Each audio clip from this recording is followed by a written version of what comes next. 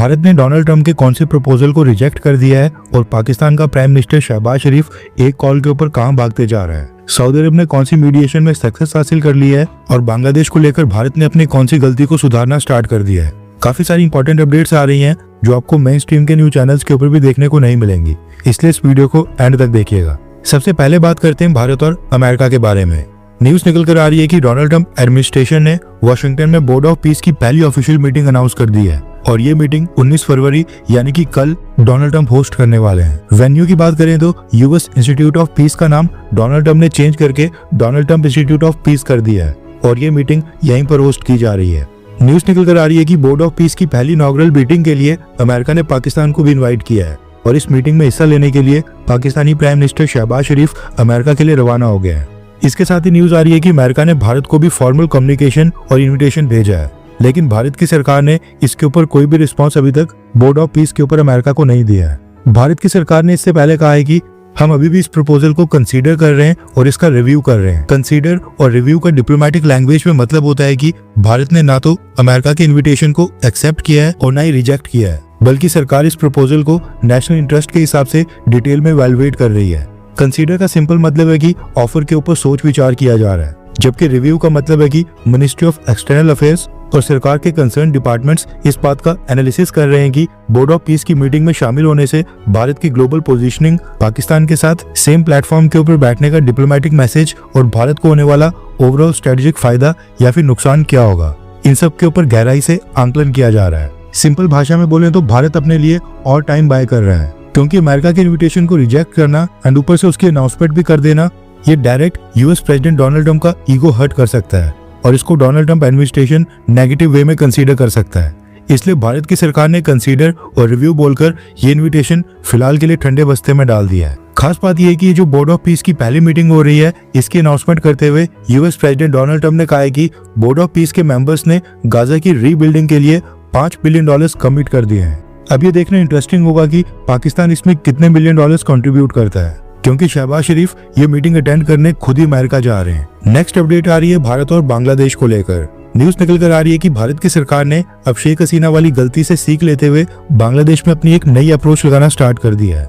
Reference के लिए आपकी स्क्रीन के ऊपर आर्टिकल का स्क्रीनशॉट है। न्यूज निकल कर आ रही है कि भारत के foreign secretary Vikram Misri sir, जो लोकसभा स्पीकर ओम बिरला के साथ तारिक रहमान की वोट टेकिंग सेरेमनी अटेंड करने बांग्लादेश गए थे, इन्होंने वहां जाकर ढाका में बांग्लादेश की मेन ओपोजिशन पार्टी जमाते इस्लामी के आमिर डॉक्टर शफीकुर रहमान के साथ बायलैटरल मीटिंग की है। बिल्कुल ठीक सुना आपने, वही जमाते इस्लामी जिसके लीडर्स और वर्कर्स ने भारत के नॉर्थ ईस्ट को अलग करने, भारत की टेरिटरी के ऊपर कब्जा करके ग्रेटर बांग्लादेश बनाने की धमकी देते हुए, और जिस जमात इस्लामी के वर्कर्स बांग्लादेश के हिंदू लोगों के ऊपर हमला करते थे, मंदिरों को निशाना बनाते थे, उन्हीं के साथ भारत सरकार ने मीटिंग की है। Foreign secretary Vikram Misri sir के रूप में जमात इस्लामी के साथ ये आधिकारिक तौर के ऊपर भारत का पहला कांटेक्ट था। जमात इस्लामी के साथ मीटिंग में क्या बात हुई है और क्या नहीं, ये तो खैर विदेश मंत्रालय ने अभी तक नहीं बताया है, लेकिन बांग्लादेश नेशनलिस्ट पार्टी के साथ साथ जमात इस्लामी को साधने का मतलब है कि इस बार भारत की सरकार बांग्लादेश को लेकर एक अलग ही अप्रोच रख रही है। जिस समय शेख हसीना बांग्लादेश में प्राइम मिनिस्टर हुआ करती थी,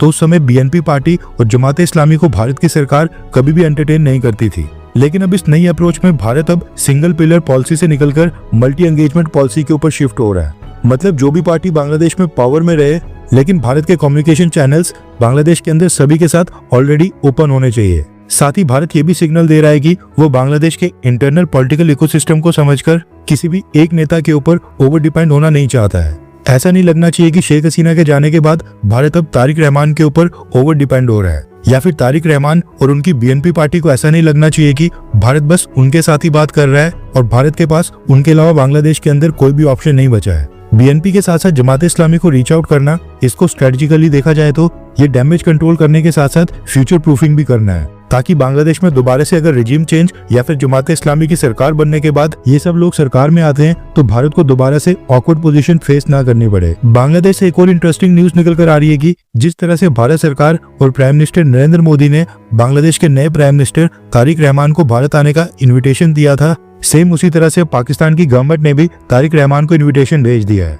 अब ये देखना इंटरेस्टिंग होगा कि तारिक रहमान भारत या पाकिस्तान दोनों में से कौन से देश पहले जाते हैं। जमात इस्लामी के साथ मीटिंग करने के ऊपर वैसे आपका क्या विचार है एंड आपको क्या लगता है कि क्या भारत की सरकार को जमात इस्लामी के साथ मीटिंग करना चाहिए ठीक है, हाँ या फिर ना? नीचे कमेंट करके अपनी राय इसके ऊपर जरूर बताएं। नेक्स्ट अपडेट आ रही है भारत और ऑस्ट्रेलिया को लेकर। भारत में क्रिकेट को लेकर कितना पागलपन है उसी बात से अंदाजा लगाया जा सकता है कि इवन इटली और नामीबिया के मैचेस में भी हजारों लोग स्टेडियम पहुंचकर ग्राउंड के ऊपर मैच देख रहे हैं। भारत में जो क्रिकेट का क्रेज और फैन फॉलोइंग है उसको कैश इन करने के लिए अब ऑस्ट्रेलिया क्रिकेट बोर्ड ने भी एक अजीबोगरीब फैसला किया है। रेफरेंस क्लब की स्क्रीन के ऊपर आर्टिकल का स्क्रीनशॉट है। न्यूज निकल कर आ रही है कि ऑस्ट्रेलिया क्रिकेट बोर्ड अगले साल बिग बैश लीग का ओपनिंग मैच भारत में करवाना चाहता है। रिपोर्ट्स के अकॉर्डिंग ऑस्ट्रेलिया क्रिकेट बोर्ड के 2 सीनियर मेंबर्स इसी प्रपोजल के साथ भारत आए थे और ये कोशिश की जा रही है कि बिग बैश लीग के एटलीस्ट पहला मैच भारत में रखवाया जाए।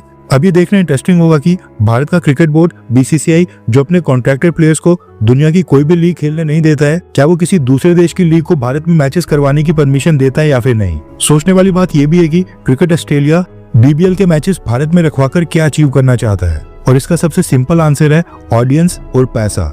भारत दुनिया की सबसे बड़ी क्रिकेट मार्केट है। TV viewership, digital streaming numbers और स्पॉन्सरशिप डील्स ये सब भारत में रिकॉर्ड लेवल के ऊपर हो रही हैं।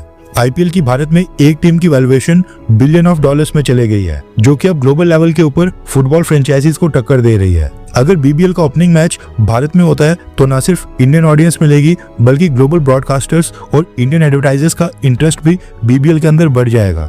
कॉन्सेप्ट काफी इंटरेस्टिंग है लेकिन मेरे अकॉर्डिंग BCCI को बिग बैश लीग का एक भी मैच भारत में करवाने की परमिशन नहीं देनी चाहिए।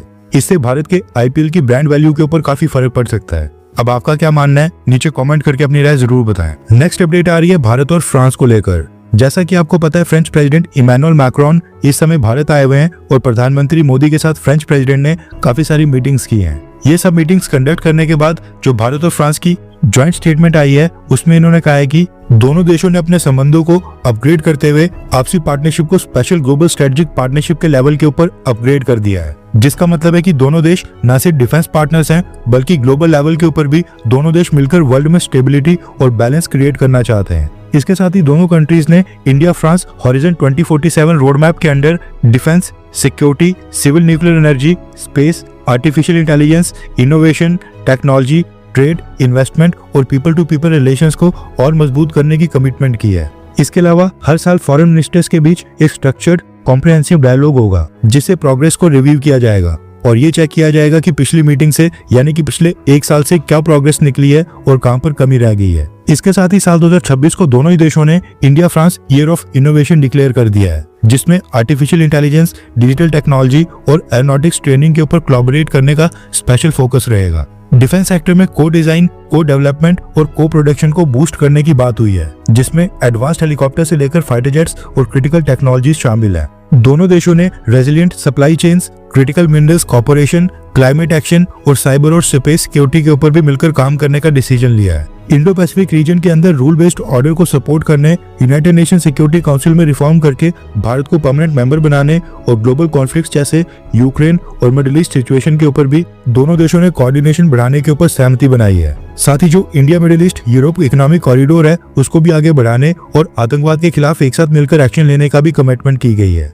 जिससे क्लियर मैसेज आता है कि भारत और फ्रांस अपनी पार्टनरशिप को लॉन्ग टर्म और स्ट्रेटेजिक डायरेक्शन देना चाहते हैं। इसके साथ ही फ्रेंच प्रेसिडेंट इमैनुअल मैक्रोन ने प्रधानमंत्री नरेंद्र मोदी को G7 समिट में शामिल होने के लिए इन्विटेशन दिया है। इस साल G7 की प्रेसिडेंसी फ्रांस के पास है और ये समिट होना है 15 से 17 जून को फ्रांस में, इसलिए फ्रांस ने भारत को इन्वाइट किया है, जिसका मतलब है कि 15 से 17 जून को प्रधानमंत्री मोदी फ्रांस जाएंगे और वहां पर प्रधानमंत्री मोदी और डोनाल्ड ट्रंप की अगली मीटिंग हो सकती है। नेक्स्ट अपडेट आ रही है Saudi Arab, Pakistan and Afghanistan को लेकर।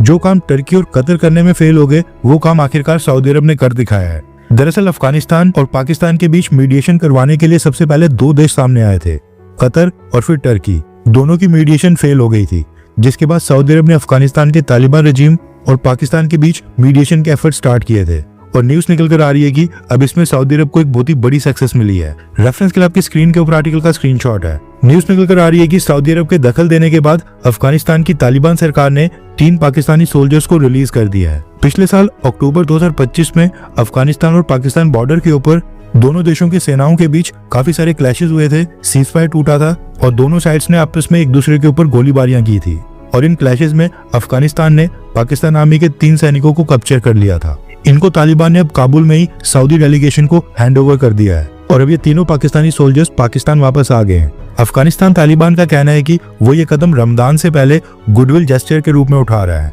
लेकिन माना जा रहा है कि सऊदी अरब की इन्वॉल्वमेंट के बाद दोनों साइड्स काफी पॉजिटिव रिस्पॉन्स दिखा रही हैं और दोनों देशों के रिलेशंस जो पिछले कुछ महीनों में काफी खराब हो गए हैं वो वापस से ऑन ट्रैक आ सकते हैं। हर 24 घंटे के अंदर जियोपॉलिटिक्स में बड़े फेरबदलाव और उलटफेर हो रहे हैं और भारत के लिए नए चैलेंजेस आ रहे हैं। कोई देश अपने फैसले से पलट रहा है तो कोई देश ब्लैकमेलिंग के ऊपर उतर आया है। सभी देश एक दूसरे को नीचे लगाने की कोशिश कर रहे हैं। इन सब के बीच हमारा भारत किसी भी देश से पीछे न रह जाए, इसके लिए मोदी सरकार लगातार कोशिशें कर रही है। एंड भारत की foreign policy, defence news, economy और ग्लोबल अफेयर्स का सही एनालिसिस हमारे चैनल इंडियन अफेयर्स का मिशन है और ये मिशन आपके सपोर्ट के बिना अधूरा है। इंडियन अफेयर्स हिंदी के ऊपर हम सभी फैक्ट्स और डेटा बिल्कुल सरल भाषा में एनालाइज करते हैं बिना किसी एजेंडा के।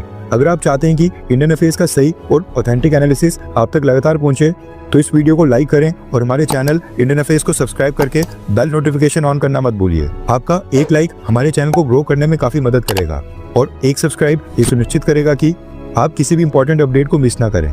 अगर आपने हमारे चैनल को पहले से सब्सक्राइब किया है तो दिल से धन्यवाद। जय हिंद, वंदे मातरम।